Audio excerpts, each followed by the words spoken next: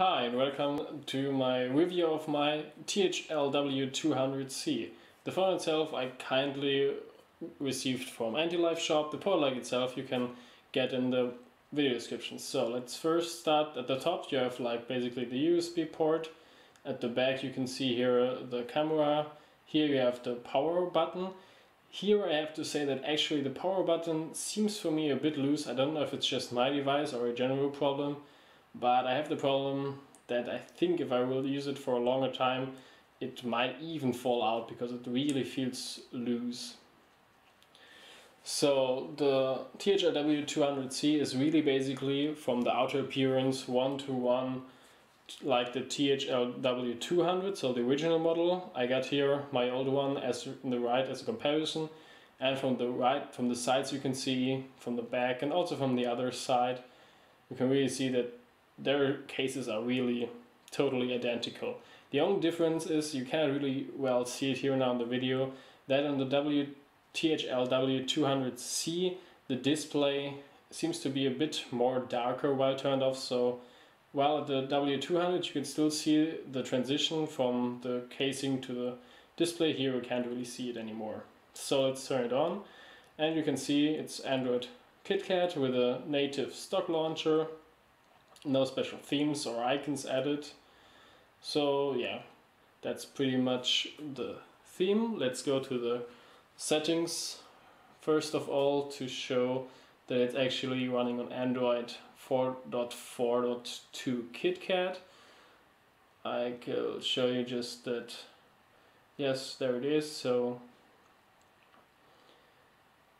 here you have the KitKat K, and if I press it a bit longer, you will see the KitKat logo itself. There it is. And also that little tile game pops up. So this really doesn't seem like fake. It's pretty genuine, so yeah, that's basically it. So let's go back.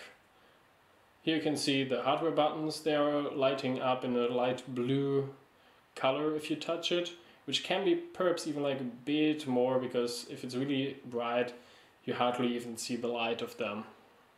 So let's get back to the menu.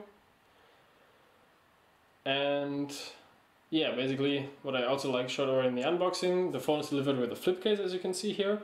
And I have to make a little remark. In the unboxing I already said that it's not stinking as much as the foreign, this is true, but it's still stinking too much to really use it as an everyday accessoire for me. So it's nice, it looks nice, it feels also nice, but the stinking is just too much in that way for me that I really don't want to use this on my hands every day. It's rather bad because it feels really nice, but even like my fingers are carrying the smell afterwards. So let's get back to the menu itself and let's see what I can basically show you of the phone itself. I ran the Antutu benchmark version 5 just to roughly get an idea of the performance of this device, and it scored around 27,000 points, which is pretty nice for a device under 120 euro, I think, and definitely enough for all kinds of everyday users, even for heavy users with its octa-core. So I check CPU Z, and although you cannot really see it because the brightness is a bit too high, they are running the 8 cores, while yeah, you can also see some other system specs and information, data, sensors and so on, but we will have other programs to check that. That's some shit advertisement. So the next step, let's just see the sensors installed on the phone. For this I used the sensor box apps of Android, and don't want to join you back. So you can first of all the accelerometer sensor, and yes, everything works. So acceleration sensor works. We have light sensor, which is placed on the top left of the phone, which pretty works, but not really nicely for the automatic brightness setting. We have the orientation sensor. Then beside we have the proximity sensor, which also pretty nice, works always reliably, shut it down the display while I was talking. And yes, sound sensor, the microphone basically, and the magnetic sensor. The magnetic sensor, I have to say, it is basically working. So when I was moving this now, you can see that the components change, but the magnetic sensor does not really work for GPS applications because it just jumps around widely while using it, so not really nicely to use. Let's get back to the main menu. And yes, let's see some other things. So like basically, let's see what languages does this phone support.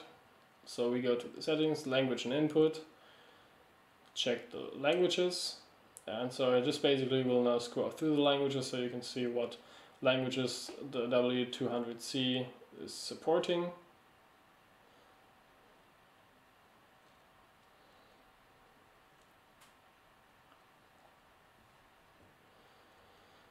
So that's both. That's shit. That shouldn't happen now, so let's get back to the languages and set it back to a language which I actually understand. So yes, that's as it was. Go back, go back. Wait a second, and we are back in the main menu. The W200C also has a notification LED, which works in contrast to the original model, also out of the box as a real notification LED, so without any kind of additional software modification or tweaks, you can use it for basic applications as an LED. But it doesn't support any kind of other colors, just the red one.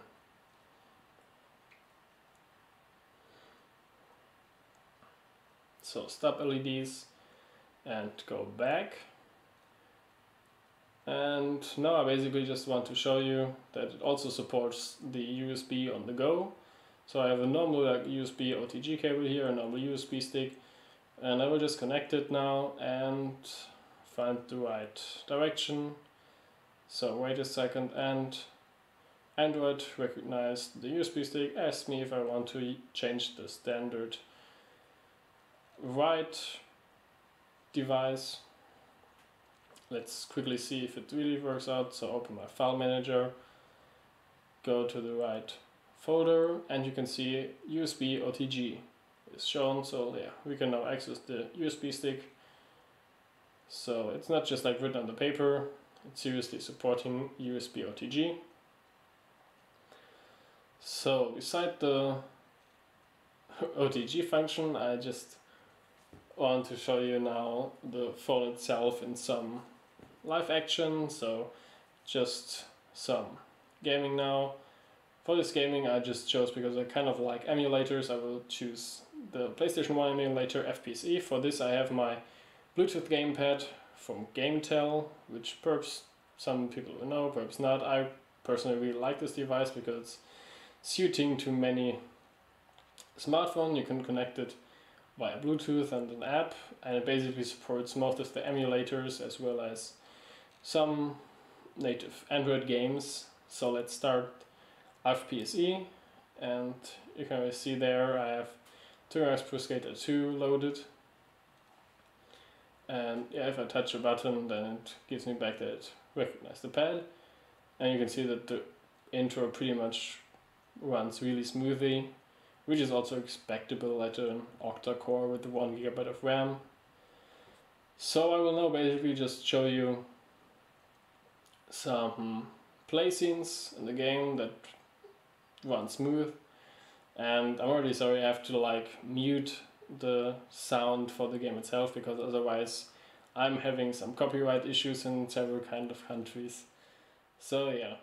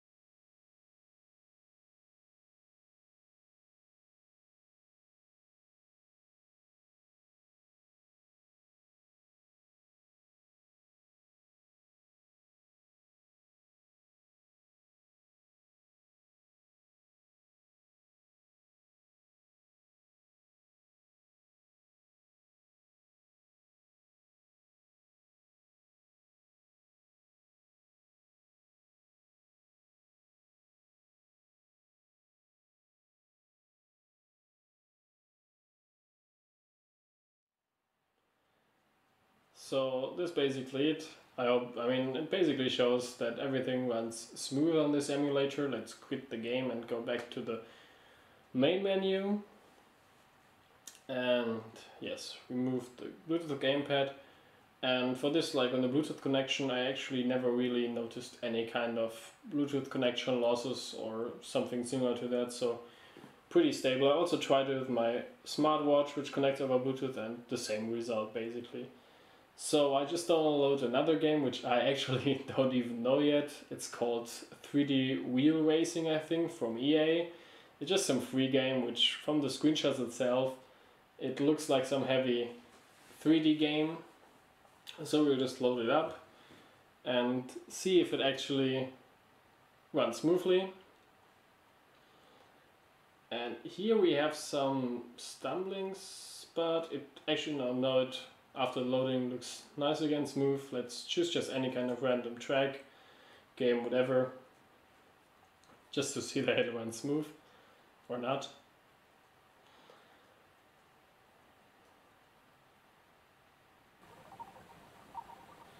So here we go now back to normal speed, and the graphics looks pretty nice. Let's just quickly switch the steering to not accelerometer based. And yes, it really runs smoothly, the graphics looks nice, and yes, that's basically it. Let's see if it will stay like that.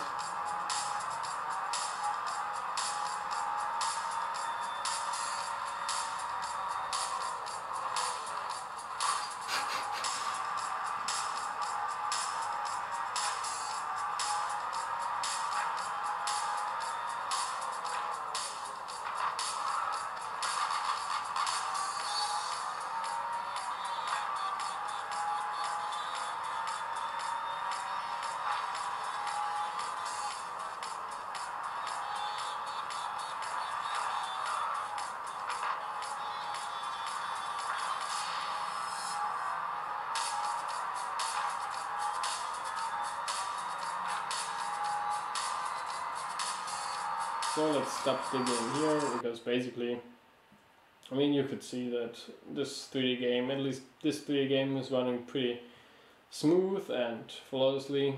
So we're back at the main menu, and let's quickly check the display of the ThL W200C. It's an IPS display, so you can see that the viewing angle is really stable from actually all sides, from the top, from the side. So yes, that's basically it. And in my opinion, all in all, the phone is a really nice budget phone for around €120 to get a octa-core with Android KitKat running on it. So like, if you want to read the full detailed review, you can do this under my blog link. You can see that in the video description. And I hope you liked it. Bye.